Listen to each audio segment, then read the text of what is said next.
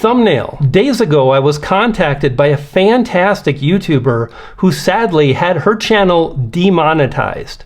It was very similar to a similar message I had received just days earlier.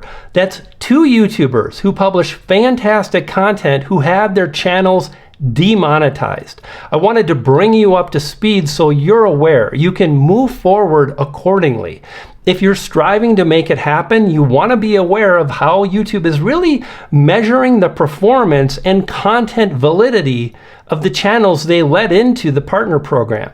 If you're already monetized, obviously you don't want to be demonetized, and I wanted to talk about it. Furthermore, I want to bring you up to speed on a huge influx of AI-powered generated videos. This new Google V3 has created this kind of storm of AI videos, their vlogs, and I want to bring you up to speed as well, because this is something a lot of people have mentioned. They're very worried, and I want to share my take. And really, if you're making these types of videos, you need to be aware of what's going to happen in not that long of a time period. If you're struggling to make it, you also want to really be aware of what to look for, what to look out for, and so on. And if you're new to the channel, my name is Brian. It's all about YouTube growth. Let's jump in. So I wanted to take some time and really talk about the good, the bad, and the ugly when it comes to YouTube monetization. As mentioned, I honestly was contacted by multiple creators, one leaving a comment, a second good friend of mine sending out this message just in a panic, and I feel so horrible. This is an older woman who has cancer and wasn't able to keep up with publishing, and because of that, she lost the monetization rights on her channel. And what's really sad is don't be surprised when YouTube continues to place ads on her website, on her YouTube channel, generating income from those ads, but she won't be able to generate an income herself, which really makes me sad. So the thing to consider is that, number one, there are really two things you really have to be aware of as you move forward with YouTube monetization, no matter what camp you're in. You're trying to get monetized, you're already monetized. One is you just want to be aware of kind of best practices and not breaking the YouTube terms of service. Let's talk about a few things, and then I want to talk to you about this second thing that is continuing to happen to a lot of YouTube creators, sadly. So the terms of service, number one, really states that you cannot break the terms of service, and if you do so, you will not be allowed to monetize, or you might lose your right to monetize your channel. And there are a few things that they talk about, and more so, there are a few things that continue to pop up for so many YouTube creators. One is reused content. Now, here's the thing to think about. It's totally fine to reuse and create videos based on royalty-free B-roll, stock footage, images, and so on. However, there are some filters that YouTube uses, and if that's what you're doing, if you're making your videos by sourcing out your video footage and images, you're more likely to not get into the program or have a tougher time getting into the program. I do not want to instill panic. I just want to update you. I think we're totally fine as long as you're kind of uploading regularly and you're not breaking these terms of service. Now, when we talk about reused content, my channel was actually demonetized years ago, and they said, oh, you're reusing content, you've got shoddy video content. And this, at the time, I'm creating 10 to 15 minute in-depth tutorials that took me ages to edit, like some of my videos today still do. And the thing they mention is, reused content. Incredible. The way you want to protect yourself is you want to do everything you can to create original content and supplementally use B-roll and images to build out your videos, which I did, and still I got dinged. If that happens to you, reach out to Team YouTube on Twitter, reach out to the creator liaison, Renee Ritchie, reach out to anybody you can and just say, hey, I think this was a wrong decision. That's what I did, and my channel was reinstilled. Reinstilled, you get the idea.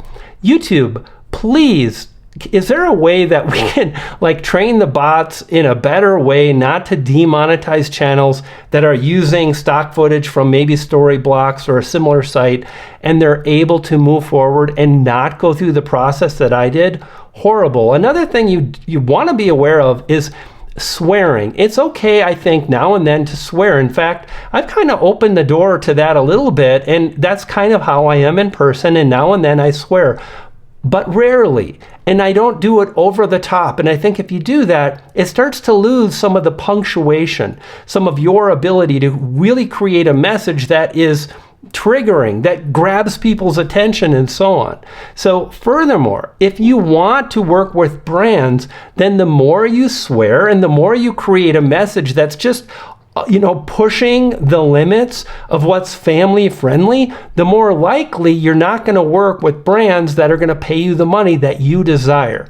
Great YouTuber, I mentioned him in a recent video, has struggled with this very thing because he kind of pushes the envelope. So the thing to think about is, like, if you want to make money on YouTube, tread lightly with swearing and so on. Ignoring the community guidelines when it comes to things like hate speech, including violence in your videos or other really adult material, is just a path to having a struggle on YouTube, and it's the thing I would really try to avoid at all costs. Now, that being said, like, again, I don't think it's wrong to have, you're on the beach, like I'm on the beach, and if there's women in swimsuits, whatever, just don't cross the line. And I think generally speaking, like, we're all adults and we can make good decisions. And if you're not sure what that is, investigate and ask a lot of questions and dig deeper. And frankly, if you're wondering if this is too much, it probably is. Back off. And if you're like, oh, this is stupid, I get it. But if you want to make money, if you want to play on YouTube, it's their platform. And these are really the guidelines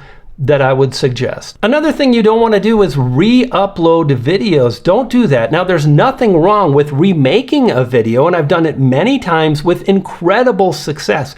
Literally, even copying the same 30-second intro from a great video that performed well, and the same title and the same thumbnail, and they've done incredibly well because overall the content was different enough. But if you re-upload a video you've already published, you're asking for problems. But the thing I want to really draw your attention to is the partner program is based on not only getting 1,000 subscribers, it's not only based on getting 4,000 watch hours in 1 year, it's based on maintaining that year to year. So this is something you really want to be aware of as you're moving forward. If you get sick, if you take time off like I've done in the past, it's important to check your analytics, to log in, check monetization, and see where you're at as far as watch hours. You can do this a number of ways. Just check the watch hours accumulated for the past 365 days and see where you're at. If you start feeling like, man, I'm pushing the envelope, and if I don't start uploading, I'm going to lose my monetization, there are some things you can do, and I want to talk about that. Number one is make use of your community tab and re-upload older videos that have done well in the past. This will bring new viewers in, helping you to increase your watch hours. Perfect. And another thing that I think just doesn't make sense is having multiple channels, especially when you're really trying to get the ball rolling. YouTube is incredibly challenging. Most don't make it, as in 90% of YouTube channels never reach monetization status. If you get close to that or you're monetized, the moment you split your efforts in two is really the moment you're making it so much more challenging on yourself.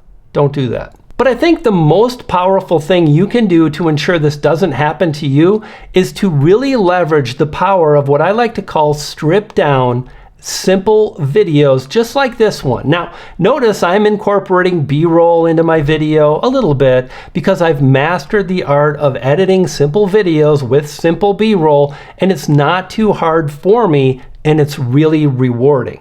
But before I did that, I just really got good with the idea of sitting in a chair or standing in front of a camera and talking, and that's it.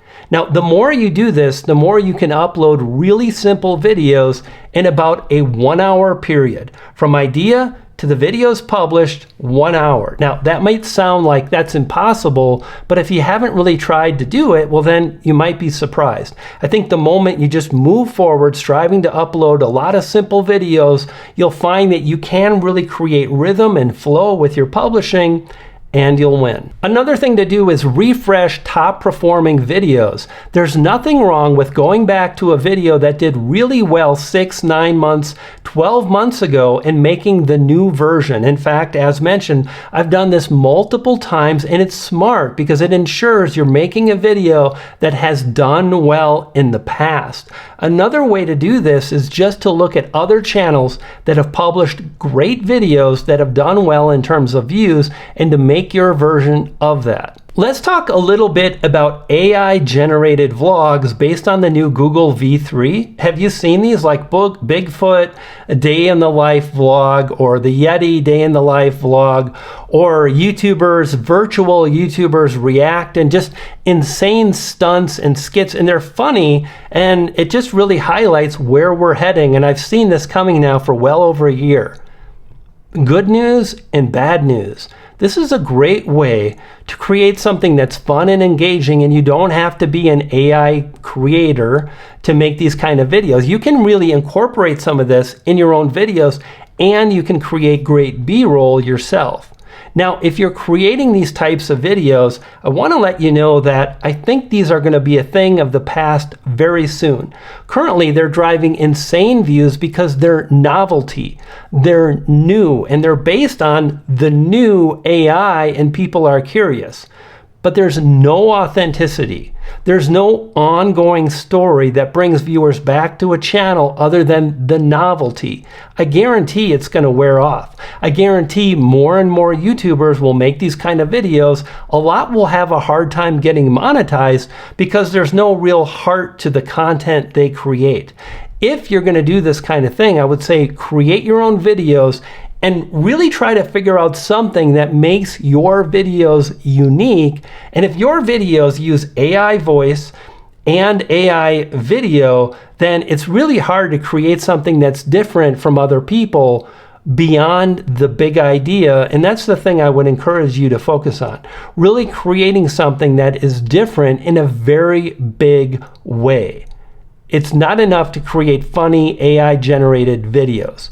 Anybody can say that. That's not a big idea. Food for thought. Now, if you're on camera like myself, you're creating your own voiceovers, but you're worried, just know that you have something that AI creators can never really add, and that's your own unique, authentic personality and heart and soul.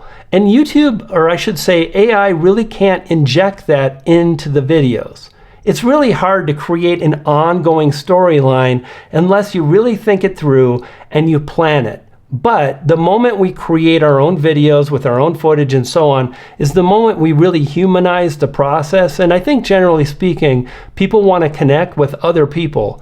Now, the truth is, some of these channels are going to do well long term, but they may not get monetized because the onslaught of AI videos is really discouraging many longtime creators.